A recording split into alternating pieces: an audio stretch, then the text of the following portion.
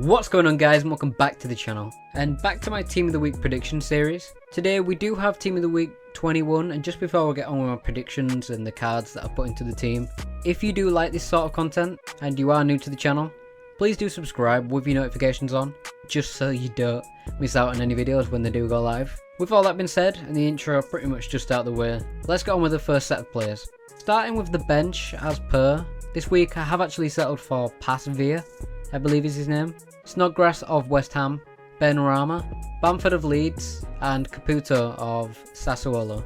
Now, the Dutch keeper managed to make 6 saves in the full 90 minutes, that is, including a pretty crucial penalty save. I don't watch this league, nor do I really care too much about it, but in terms of good performers, this guy's definitely up there, and I wouldn't be surprised to see this guy on the bench.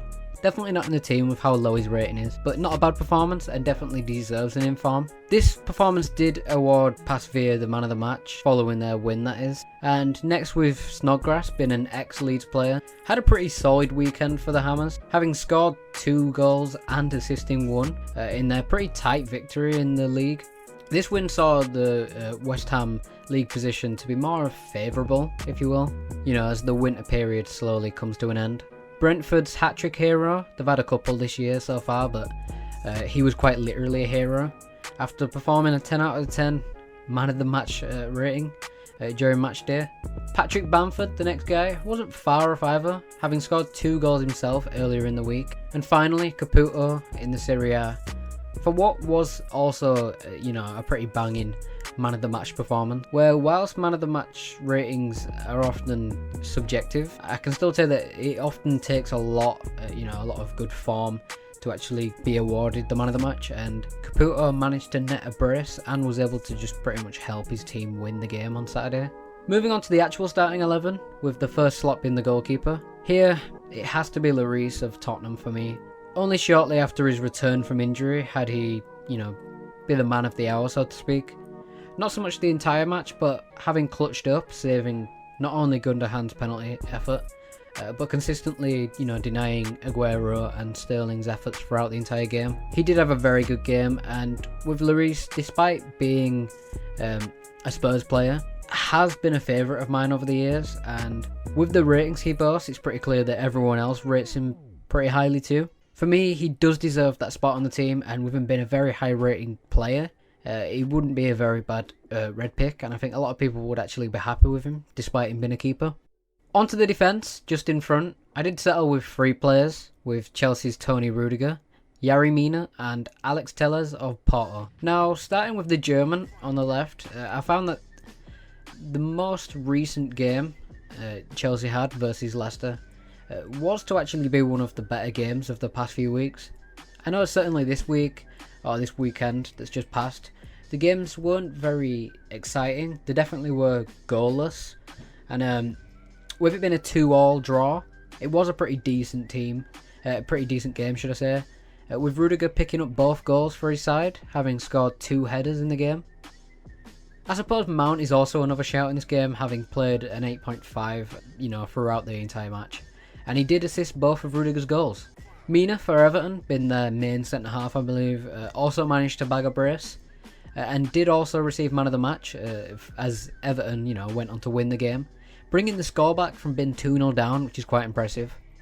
To say that they, threw away 3 points, or 2 points rather, with them getting the draw a couple of weeks back, where they certainly should have got the win. This is somewhat redemption, having been pretty much out the game for most of the match, and with Yerry Mina scoring, both the goals, or the first 2 goals, should I say, both in 45th minute with added time. That's pretty impressive, and I do definitely think that this guy does deserve to be in the team, and I wouldn't be surprised again if he was to feature. It wouldn't be the very high rated card, but with him being Premier League, he's always linkable in that sense. He would be SBC fodder, obviously, especially if he was going to do the Foot Champs upgrade pack. I'm well on my way to doing that myself, and I'm going to wait until I can get the 86+ one. Those player picks are a lot better, and I think EA should use player pick, or the concept of player picks, a bit more. Lastly, for the back three, Alex Telles, as you've seen, with him bagging a goal for himself in the Portuguese league, being the highest performer, defender anyway, in their most recent clean sheet. And so for that, with it being a goal, clean sheet and a win, it just seems like a pretty good game for the Brazilian. And I do like this guy, and he is very usable in game. I have used him quite a lot throughout FIFA 20, and I would be happy to see him get a card. With the defence out the way, the midfielders are next, being the legendary Wayne Rooney, some guy that you probably never imagined would be in another team of the week. PSG's Paulo Sarabia, Rennes' very own Rafinha, and Thiago of Bayern Munich. Now, we'll start with Rooney, as he's obviously past his time now. But yet, having returned to English football, with Derby signing him, he did actually manage to get his first goal for Derby County. Didn't take that long, and he did also get an assist in this game for his counterpart, making for a pretty solid top performance for his new club. Sarabia, being a part of arguably the biggest and probably most richest club in football history, has had the Spaniard, recently flourish in the French league.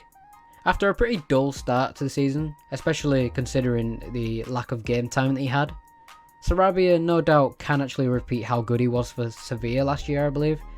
The team was. And having said that, this time around Sarabia, quite like Rooney, did actually bag a goal and an assist for himself to make for a pretty solid performance, making for an actual possible upgrade for his ones to watch card. I know a lot of people won't have that just because it's not exactly meta and we'll way past that now. But let's say you had him untradeable or something, it's always nice to have a player like that. And at a pretty decent rating, probably of an 84, 85, he wouldn't be a decent red pick. He wouldn't be the worst red pick ever. And then the Brazilian wide man up next, as he also managed to fill for a pretty good weekend of football for himself, where thanks to both of his goals, the French side Rennes did actually win. And just to add in here, as I almost actually, completely forgot, Thiago, the Spanish international, for what was a pretty solid performance for Bayern, scoring somewhat of a wonder goal and receiving the Man of the Match award shortly after. Thiago is of course a well-known player, a pretty popular one at that, and I think that's probably the main reason he's at Bayern Munich, as a pretty huge club in world football. Being a maestro for, the dribbling skills and passing abilities, with his ability to, misguide defenders and midfielders, the Spaniard skilling past several players in the hopes to carry on Bayern's willingness to thrash people in the Bundesliga. He actually led on to have a pretty solid performance, exactly why he was the man of the match. And finally, on to the forward players. This week, as a front three of Jadon Sancho, Romelu Lukaku and Mohamed Salah. The English wonder kid, as we'll start with Sancho now, has actually been world class for at least a season and a half, having bagged plenty of goals and assists, been convincingly, just amazing. After joining Dortmund, that is, from Man City years ago. A lot of people were dead set on the idea of a January move for the England international, but since remaining at the Bundesliga side, their last match, goal-wise at least, had Jadon contribute twice, I believe, with a goal and an assist, and it could have easily been more.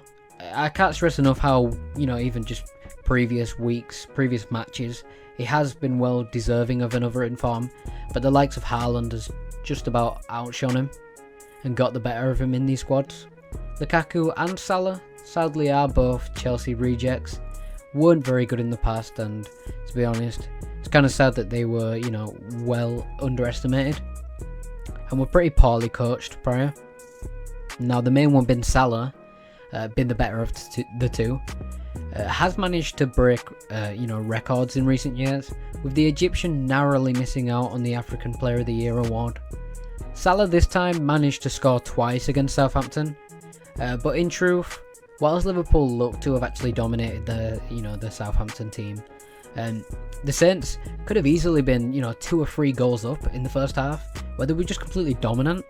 And I think the players like Danny Ings and so on just weren't having the best game, I must say. They just wasn't really finishing their dinner, and it cost them eventually. Even the pundits, the commentators, they were just like, you're gonna come back, it's gonna really bite you back, and you're gonna regret the fact that you missed so many challenges and chances. And they did. Eventually Liverpool would come on to win the game, and that's thanks to the Egyptian. With the second half, you know, been somewhat of a whitewash, you know, with Salah just about making for a pretty comfortable result in the end. And yeah, that pretty much sums up my, you know, predictions for this week's Team of the Week. So thanks for watching, and feel free to comment down below any thoughts on the series and maybe suggest any players that I might have, you know, accidentally missed out of this team. And yeah, I'll see you in my next video. Peace.